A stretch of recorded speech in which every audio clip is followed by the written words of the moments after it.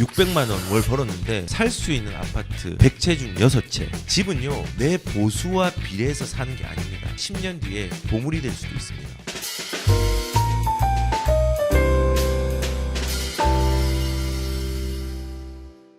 (600만 원) 월 벌었는데 서울에서 살 수 있는 아파트 100채 중 6채. 그리고 서울의 집 중간 분위를 살펴보니까는 소득을 뭐 20년을 가져가야지 뭐 아파트를 살 수 있다.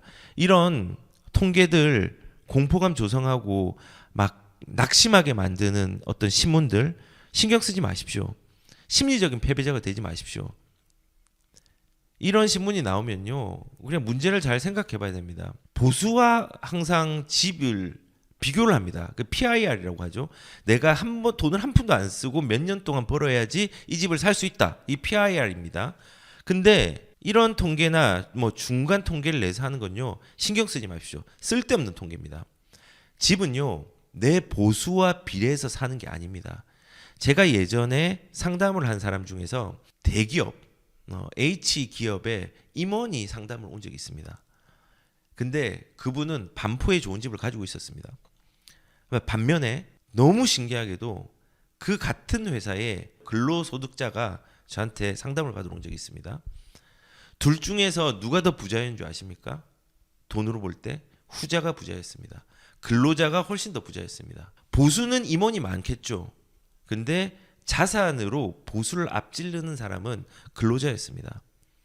집은요, 이 보수 대비해서 내가 살 수 있는 집을 열등감을 가지고 바라보는 게 아니라요, 이 보수가 작다면요, 이 보수를 보완해 줄 수 있는 내 생산 공장을 찾는 겁니다. 그걸 비례해 가지고 이런 비교하면서 나 이제 힘들어, 이런 생각을 안 가졌으면 좋겠습니다. 쓸데없는 상상으로 심리적 패배자가 되지 않았으면 좋겠습니다. 이 평균을 낸다는 거 적용 안 시키고 PI라는 거 내 개인한테 이 보편적인 평균 값을 적용시킬 지수가 아니라고 생각하기 때문에 안 했으면 좋겠습니다. 그리고 이런 그 PIR 관련된 것들, PIR 관련되고 주택 구입 물량 지수라든지 뭐 이런 것들, 옛날에도 집 이제 못 산다, 지금 소득 대비해서 너무 힘들다, 이런 얘기 수도 없이 했습니다. 보십시오. 1993년 7월 27일 경향신문입니다. 한국 집값 소득 대비 너무 비싸다. 한 푼도 안 쓰고 내 집 모아야지. 25평, 가구당 규모는 25.5평으로 일본보다 더 넓다. 소득 대비해서 너무 비싸다. 이때도 비싸다고 했어요. 이 7년 6개월 이거는 계속 올라가고 있지만요, 항상 비싸기 때문에 못 산다라는 핑계를 댔고 심리적으로도 위축되고 패배자로서의 반응을 한 사람들이 되게 많습니다.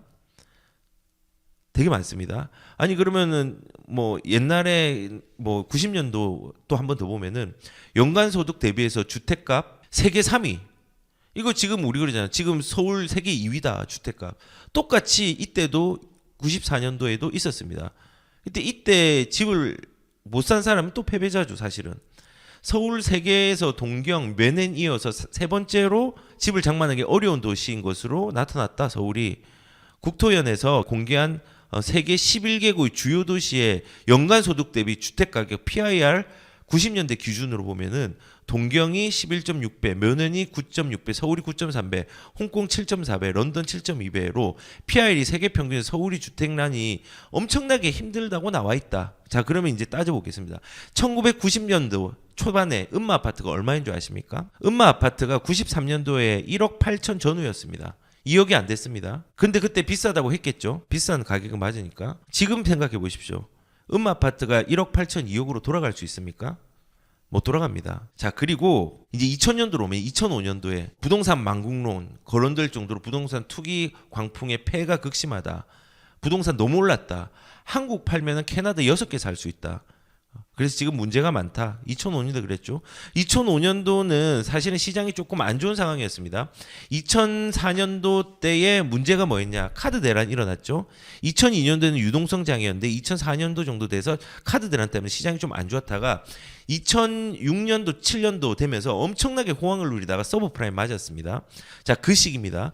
그 시기에 한국을 팔면은 캐나다 6개. 이것도 PIR 언급하고 있습니다. 근데 이때도 집을 샀으면요, 지금 자산을 지킬 수 있었죠.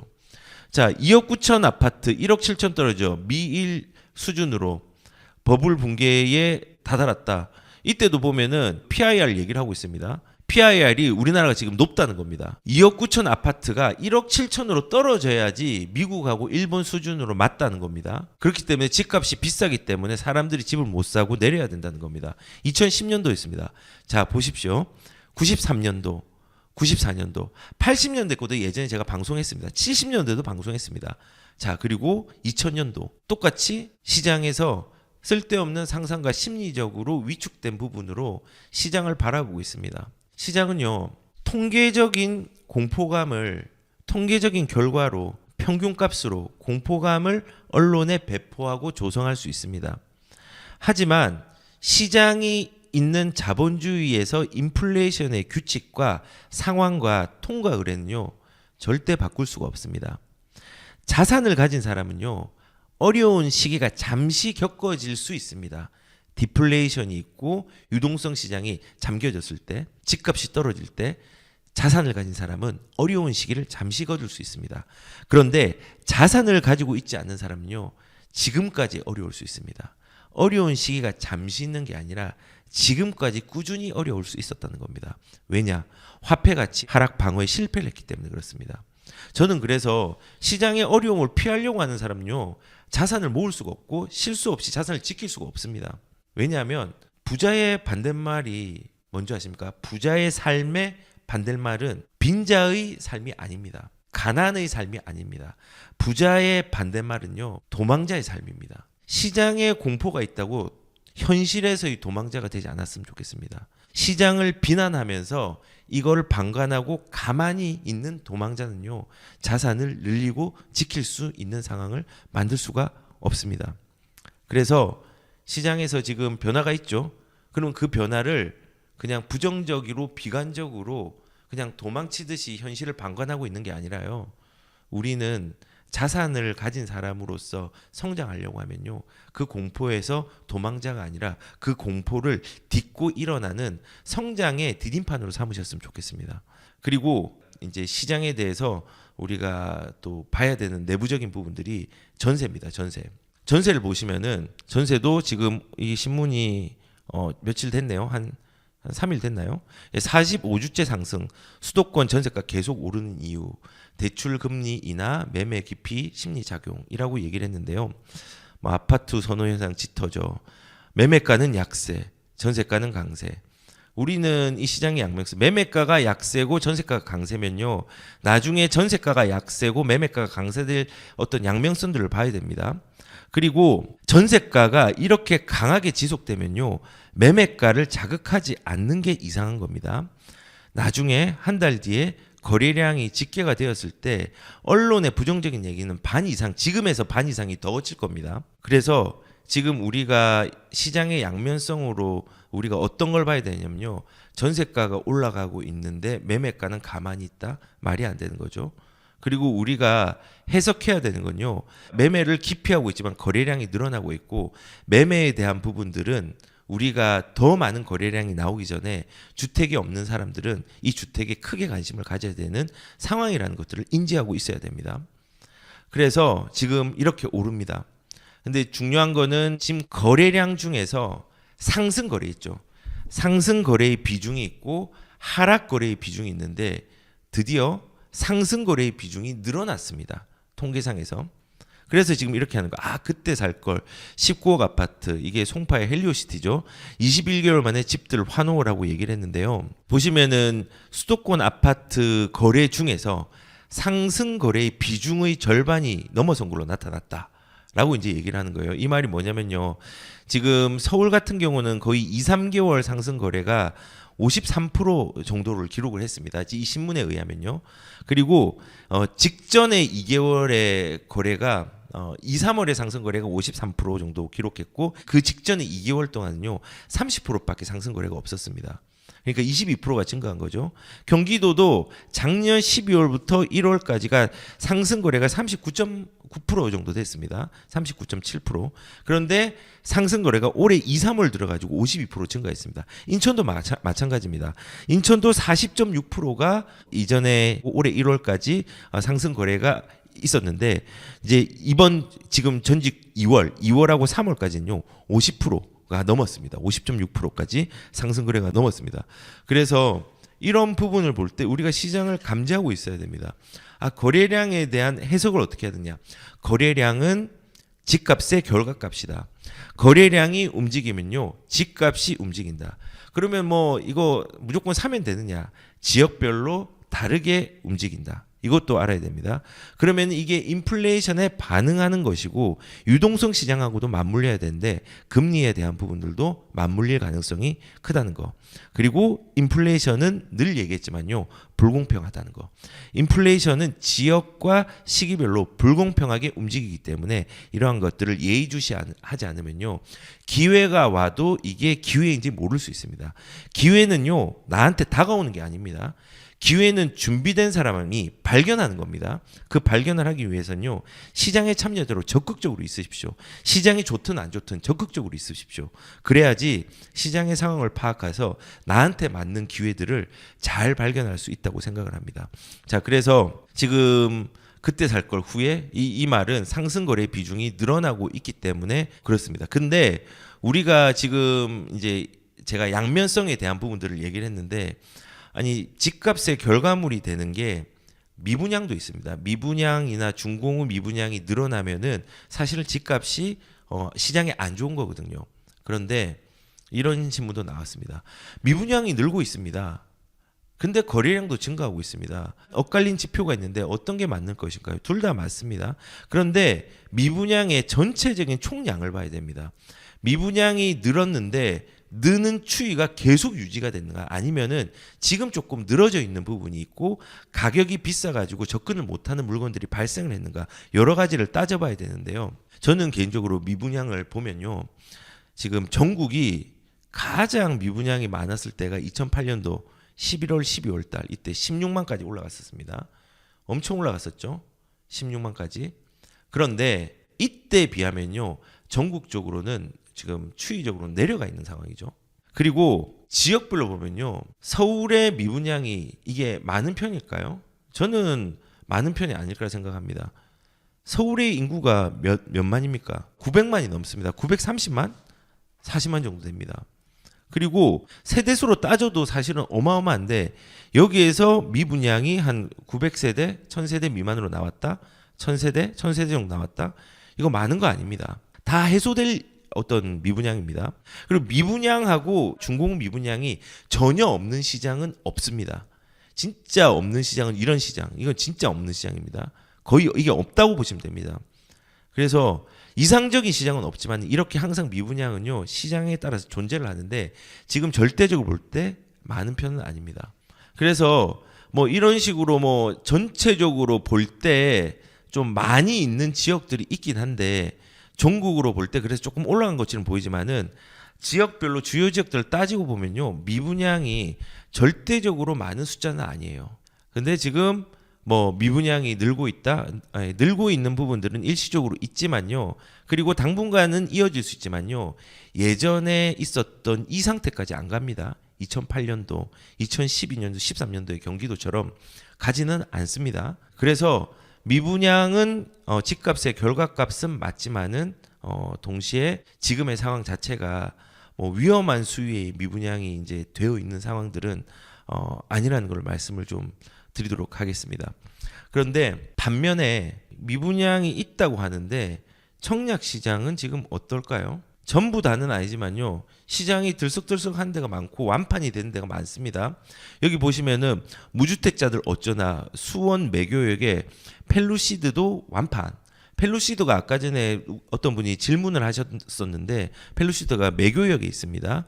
매교역에 있고 2,000세대가 넘는 대규모의 아파트인데 이게 분양가가 9억이 넘었습니다. 9억 초중반이었습니다. 30평 기준으로. 비싸잖아요. 그 지역 대비해서.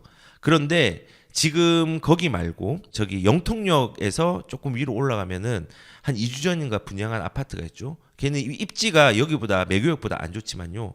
10억이 넘어갔습니다. 그러니까 사람들이 어떻게 생각하냐? 이거 지금 공사비도 올라가고 인건비도 올라가고 원자재도 올라가고 다 올라가니까는 이게 지금 비싸지 않을 수도 있겠다라고 빨리 인정한 사람들이 여기에 계약들을 빠르게 한 겁니다. 마찬가지로 여기 경희군 유보라 아파트 완판 100% 계약 완료. 여기는 위치가 좋죠. 경희궁 자이가 비싸잖아요. 그 바로 옆에 있거든요. 근데 세대수가 200세대가 안 돼요. 그래도 완판이 되었어요. 가격도 13억 중반 정도로 30평 기준으로 가격이 나왔지만은 13억이면 비싸죠. 그럼에도 불구하고 여기는 계약이 되고 있습니다. 계약이 완판을 했습니다. 지금 미분양으로 시장이 안 좋다고 하지만 악성 미분양들은 존재하지만요. 시장에서 인플레이션에 잘 반응할 수 있는 입지 물건들은 분양가가 조금 비싸다고 하더라도 지금 움직이고 있습니다. 그리고 미분양은요. 시간을 두어서 긴 호흡으로 봐야 됩니다. 그리고 아까 전에 제가 대구에 뭐 집을 산다는 사람 뭐 상담시에 미분양만 전문적으로 고민해가지고 자산을 늘린 사람이 있다 했잖아요.